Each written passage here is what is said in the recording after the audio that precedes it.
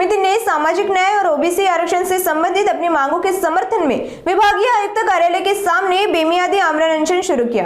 आंदोलन के तहत समिति ने ओबीसी समाज के वंचित वर्गों को न्याय दिलाने, कुछ घटकों को एसटी वर्ग में शामिल करने और ओबीसी आरक्षण की श्वेत पत्रिका जारी कर बिंदु नामावली की गहन जांच करने की मांग की है। साथ ही वंचित ओबीसी समाज के लोगों को शिक्षा और रोजगार में विशेष अधिकार और छूट देने, उनके लिए स्वतंत्र विशेष उपवर्ग बनाने और आर्थिक उन्नति के लिए सक्षम आर्थिक विकास महामंडल स्थापित करने की भी मांग की गई।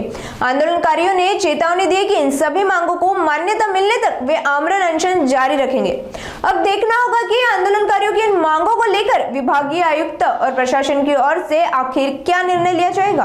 हे जे ओबीसी मधील जे वंचित ओबीसी आहे, या ज्या वंचित ओबीसी आहे, मायक्रो ओबीसी, त्यांचं आरक्षण बलाढ्य ओबीसी घेत असून वंचित ओबीसींना याचा फायदा होत नाही। आम्ही तहसीलदार पासून कलेक्टर पासून आयुक्तापर्यंत पत्र दिले। आयुक्ताच्या मार्फत मुख्यमंत्री, मुख्य सचिव यांनाही पत्र दिलं। सरकारमधील नेते, आमदार, मंत्री यांनाही पत्र दिले। त्यानंतर यांनी दखल न घेतल्यामुळे त्यानंतर आम्ही कॅम्ब्रिज चौकात भव्य दिव्य हजारोच्या संख्येने मायक्रो समाज एकत्र येऊन आंदोलन केलं, रास्ता रोको केला, तरीही आमची दखल घेतली नाही। त्या हिशोबाने आम्ही मग त्या इथे आमरण उपोषणाला बसलो आहे।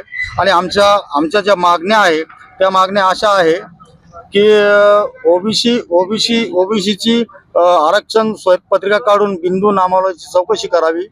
आणि दुसरी मागणी अशी आहे की वंचित ओबीसीला एसटी प्रवर्गात समाविष्ट करावं। तिसरी मागणी अशी आहे की मायक्रो ओबीसीचा एक सक्षम महामंडळ तयार करून 500 कोटी रुपयाची तरतूद करावी आणि 15 लाख रुपये कर्ज बिनव्याजी द्यावं आणि विनातारण हे कर्ज मिळावं। आणि चौथी मागणी अशी आहे आणि ती विशेष मागणी आहे की आमचे जे मुलं मुली आहेत मायक्रो समाजाचे, या मुलांना केजी ते पीजी पर्यंत मोफत शिक्षण मिळावं, अशा आमच्या मागण्या आहेत। एसटीत आरक्षण वेगळी तरतूद झालीच पाहिजे। कोण म्हणता मिळत